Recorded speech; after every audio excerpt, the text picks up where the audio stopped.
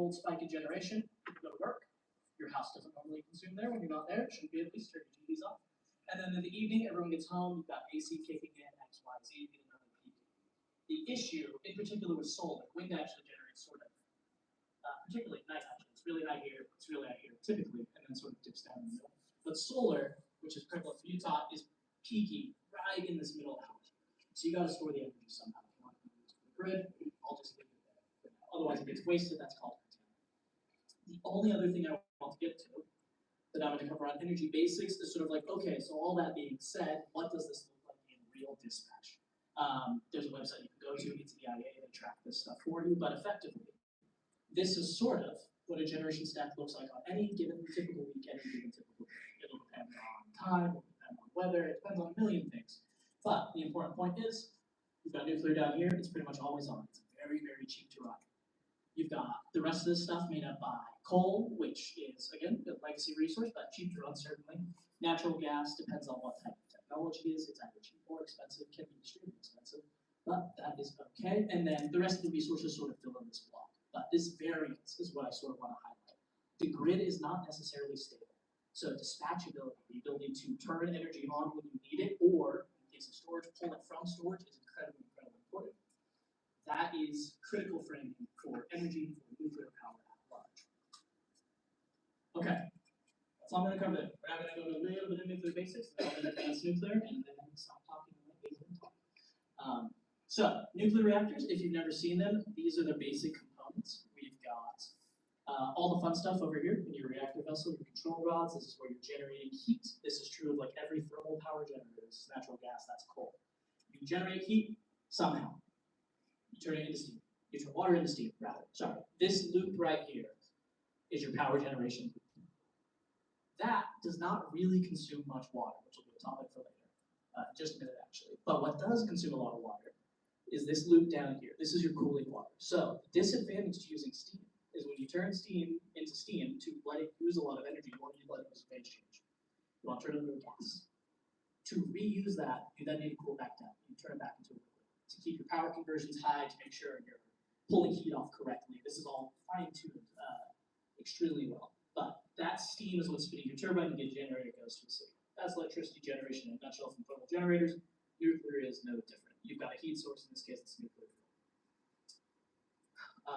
These are the components that I want to hit on for nuclear specifically, old versus new. We've got heat generation, power generation, and system cooling. And now I'll go into some differences that we get within legacy and new nuclear.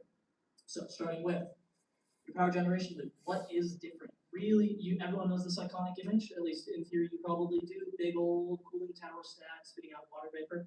You don't know, that's what's coming out of this. It's just water vapor, it's not radioactive. And that is your sort of, that's part of your cooling loop. You can evaporate the water out of that. It's more efficient than doing run of a river, where you pull a lot of water out of a river, put it back in, you get that way. Large conventional reactors. The new era we're moving into is small modular and microreactors, which are sort of based on how much power output they have. How much nuclear fuel is there to actually generate that heat. That is one of the main critical differences that I want to get into. There is less radioactive material. These things are smaller by necessity, which is going to cascade to a whole bunch of other systems we're going to get to. That's where we start. This size has a couple of advantages that we will get to later, but the one I really want to hit on to is that a smaller size means more flexible deployment, operation, and siting.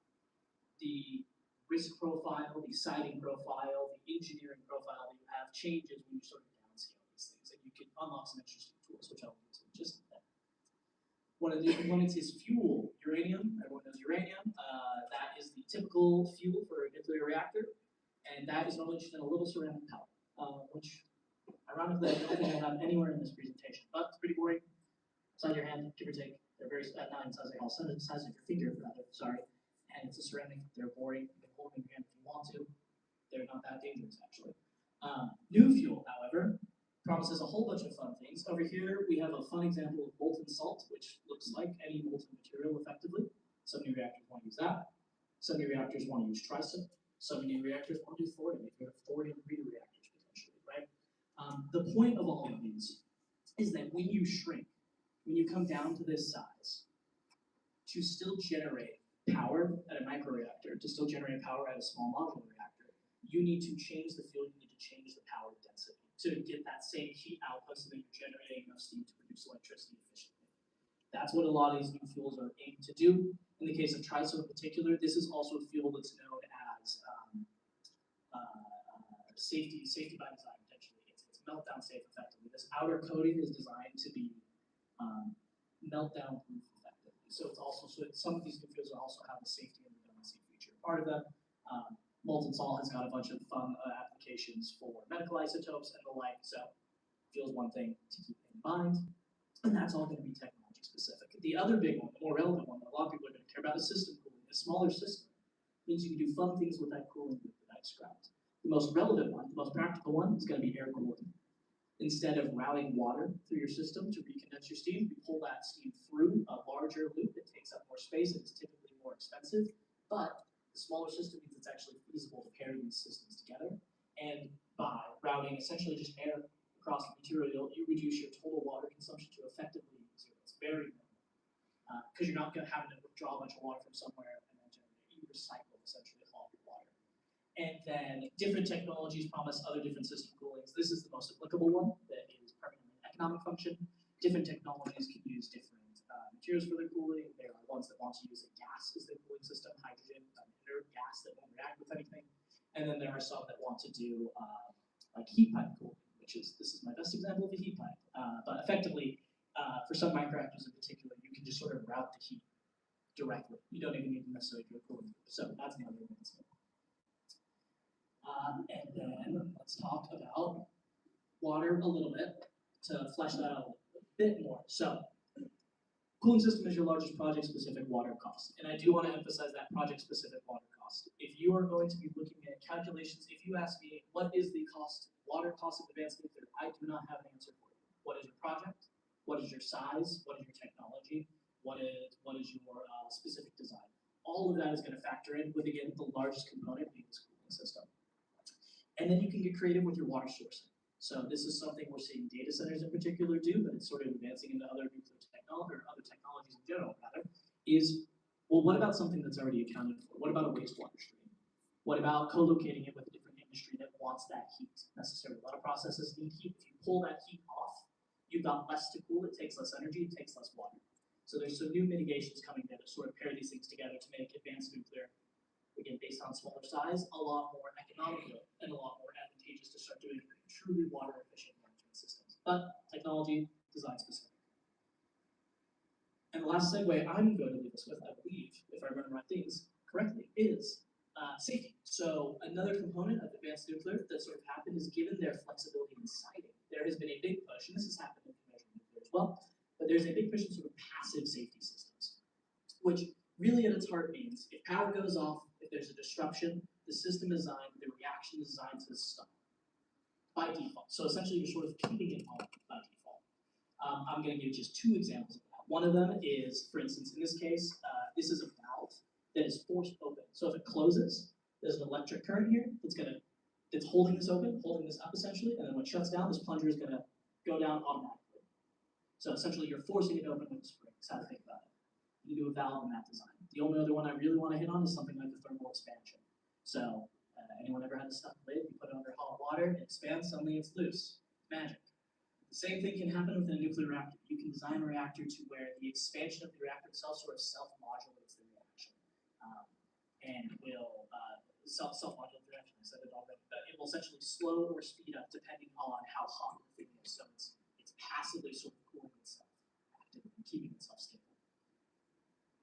And that leads us to what's happening within regulations. We hit on this a tiny bit here, but there are shifts. There are federal changes coming from the administration, from the NRC, from the NRC, Nuclear Regulatory Commission, by the way, the federal party of the commercial nuclear in the United States. They are reevaluating and saying, okay, given all of these sort of changes that have happened, how do we meet the same safety standard? It's not a new standard. It's all done on radiation risk to the populace. That's sort of your underlying assumptions. How do we do all of that, given that we want to do more flexible siting, given that we want to do more flexible, we don't necessarily need to be tied to water anymore? What does that lead to? In nuclear reactor siting, you'll get something called emergency planning zones, essentially how far away do we need to be thinking about these things for public evacuation, public safety. I don't like you to talk about this much more than I can, but this is something that we would expect to less radiation on site, you don't need to be as far away from it. And the primary cause of that is risk to you, risk to me, is based on square law. The further away you get, it starts going down, not linearly, but by twos, right? So if you double the distance, you get a fourth of the exposure. Double that distance again, you're down to an eighth. So very quickly, the dose that you would expect to get, which is what we would all care about for health impacts, falls off extremely quickly. You size down the amount of radiation at the core, you size down the amount of distance you need to be away from. And I'm gonna stop there.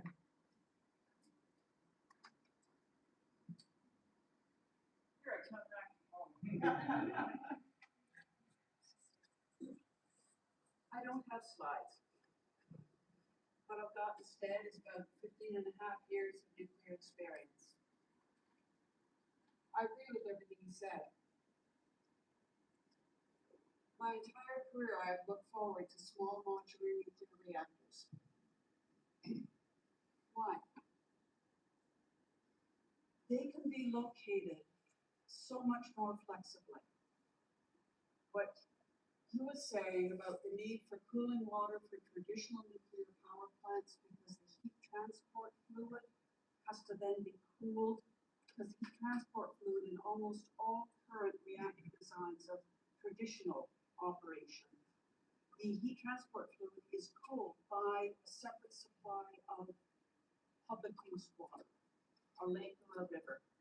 With a small modular nuclear reactor, the secondary coolant no longer is an issue. You don't have the restriction on where it's located. What that means is a mining camp can have a small modular or more likely a micro reactor located at it, independent from the grid. Small modular nuclear reactors can be used to offset the fluctuation of renewables. Because a small modular nuclear reactor doesn't care what time of day or night it is. It just contributes to the base load. So for me, a small modular nuclear reactor is brilliant in stabilizing the overall grid strategy. The grid right now is stable because we have generating capacity located on a geographically distributed manner, but some of that generating capacity is going to be coming offline over the next 20 years.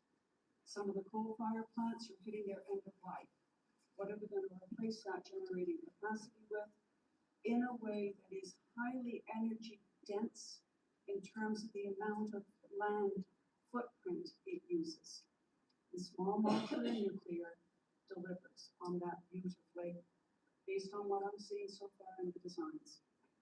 For a crusty old nuke like me, the best outcome of nuclear is not additional mega plants, but is the distributed location of small modular nuclears to match where the demand is. Because what he was showing on the grid stability, demand has to be physically close to the supply because there are line losses. And multiple small modular nuclear reactors have a higher likelihood of giving the US grid better stability long term as this evolution in power generation continues. Now, what about the safety?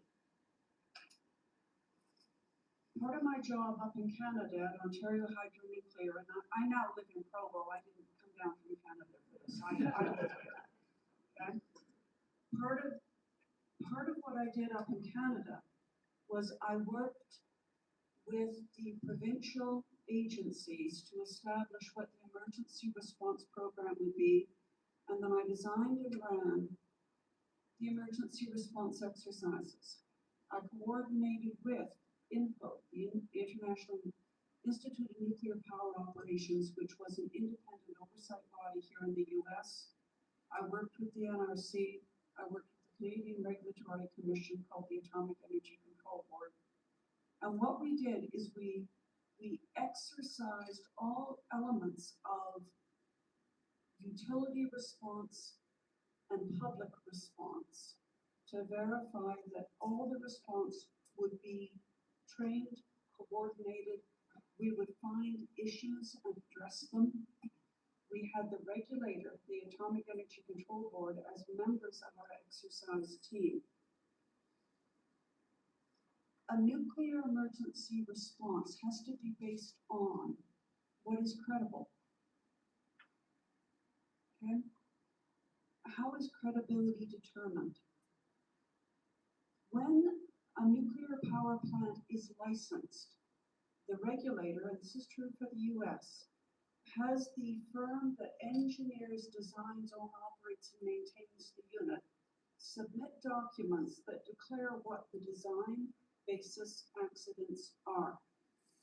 The design basis accidents are, for example, in Canada, we have a 8-unit nuclear power plant that's on the flight path for Toronto, the largest international airport in Canada. And the containment structures for the Pickering facility, one of their design basis accidents was having an inbound flight, largest airplane at the time, plow straight in to that containment vessel. That's an example of a design basis accident. Another example is a seismic event of maximum credible range. So when you are working with your regulator, if I owned a company that built small modular nuclear reactors, I would have to evaluate what are the credible local hazards and how will my design withstand those credible events, and what is the maximum dose to the public and to the environment that is allowed in the event of those failures. Now you're stepping into the world of reliability engineering. I lived that world for a number of years, and going back to what he was saying about that valve, which was power to open, spring to close, when you are designing special safety systems, that's the coolant system, the shutdown system, the containment system, the emergency stop systems, they have to be designed with a view, what happens if you lose power, you lose coolant, you lose pressurized air, an airplane lands on you if that is credible, a seismic event happens, a train wreck happens, okay? Our units were also designed with secondary control rooms in the event of a terrorist takeover of the plant, where the units could be shut down, cooled and maintained, isolated with food and water for 3 weeks. Okay? So there is a great deal of effort put into what are the credible design basis accidents that governs the emergency design elements of that unit, governs the training, the operation, and the maintenance of that unit. All of that is true here in the US as well. Seismic events are real in Utah. I stood on my kitchen floor as it floated. It was a really cool feeling. Airplane strikes are real. Now let's take a look at a small modular nuclear reactors versus those tall cooling towers that Tim had in the image. A small modular nuclear reactor is mostly underground. They're not those tall cooling towers. There's not the tall containment vessels. It is a very different potential risk. In the world of nuclear, there are real risks. The design and operation is intended to mitigate those risks. So with a small modular nuclear reactor, you don't have water as a heat transport fluid. I'm not aware of any small modular nuclear that does have water as a heat transport fluid. Are you? Some have some like that. Oh, they do. Okay. Very little. The majority don't. Okay. So the reason why that matters,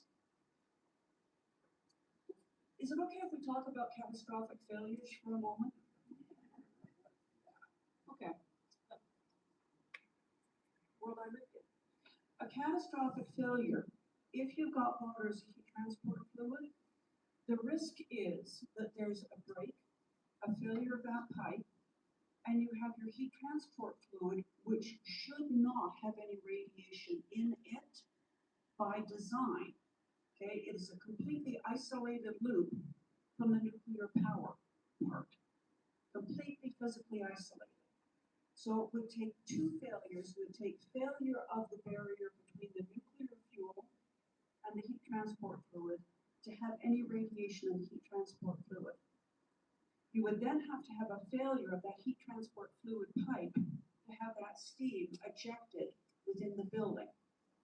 You would then need a third failure, which is the physical structure of the building, to have that steam exit. Three failures, concurrent, undetected previously. Those of you who have any statistical background should start to feel, wait a minute, that actually feels like a low likelihood event. Yeah, it is. Okay? And it has to be low likelihood in the 10 to the minus 6, 10 to the minus 9th likelihood in order for that facility to get their license. How do you make that low likelihood? You have monitoring at every step. If there is any breach in the nuclear side where the fuel is, that is immediately detected by sensors. That's your first barrier. I'm getting fairly technical here. Shall I back up or stay at this level? Okay. There is a fundamental principle in design of high hazard systems, and it's detect the leak before the break. Okay? And what that means is when there's any indication of potential leak, that is the potential of that is monitored and detected so that response action can happen before it worsens. That's why you've got an engine light on your dashboard. That's your dashboard saying, my oil has gone low, do something before my engine seizes. This is a philosophy that we see throughout our lives. That's why there's smoke detectors in your kitchen that are really annoying if you boil water. Okay? So that philosophy of leak before break applies for every step in a nuclear power design, in a nuclear power plant design.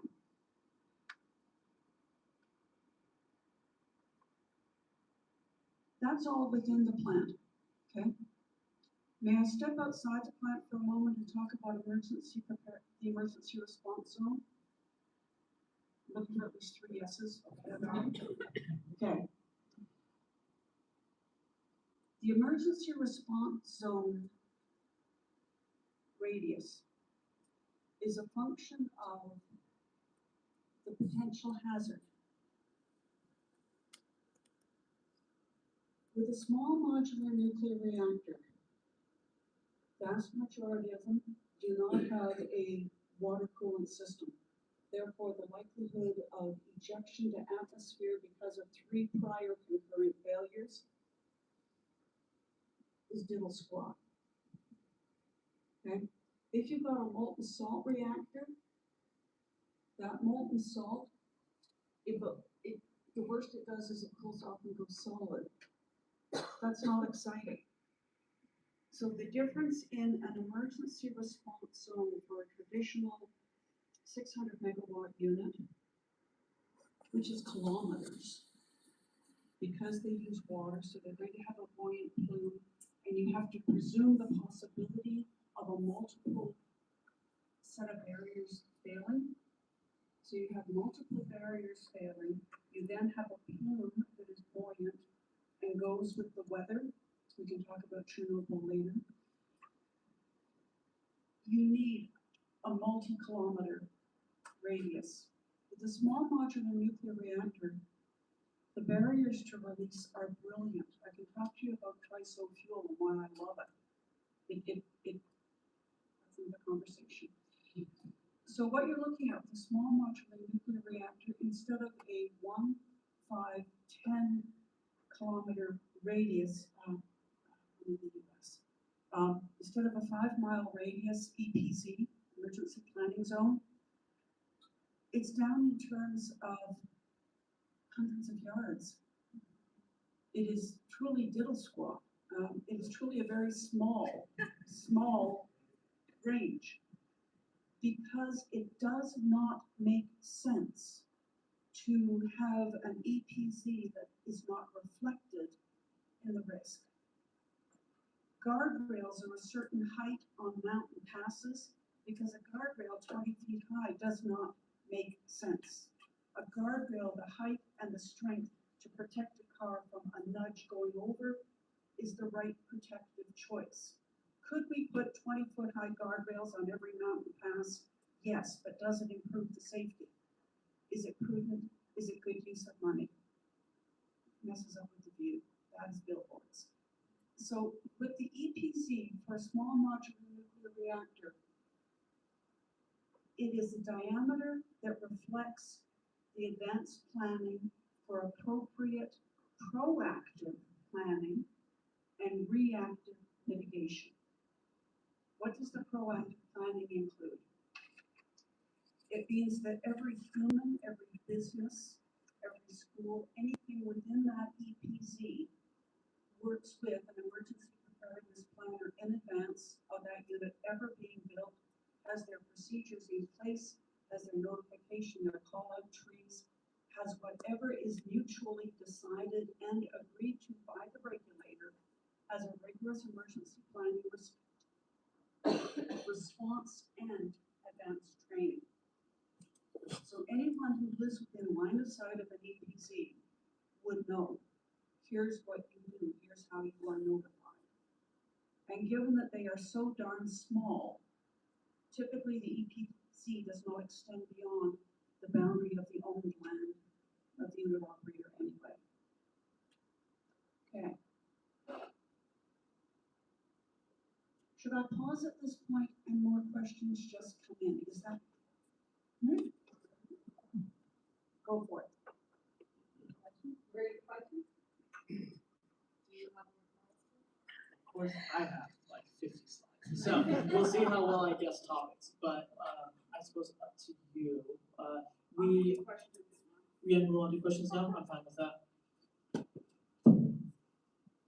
Hey, Tim, I have a couple questions I think that'll cover probably what you have in your slides, some of your slides. Okay, so we talk about small modular.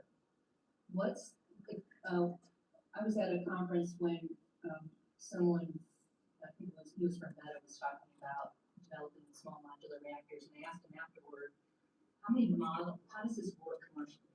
And he told me that there were about 50 different entities within, I'll say North America, that were trying to build the small modular reactor design, and that the United States would probably have to bet on one or a couple of those designs, because can you explain to us a little bit more about the efficiency of small modular and the fact that it's going to create efficiency in building them out?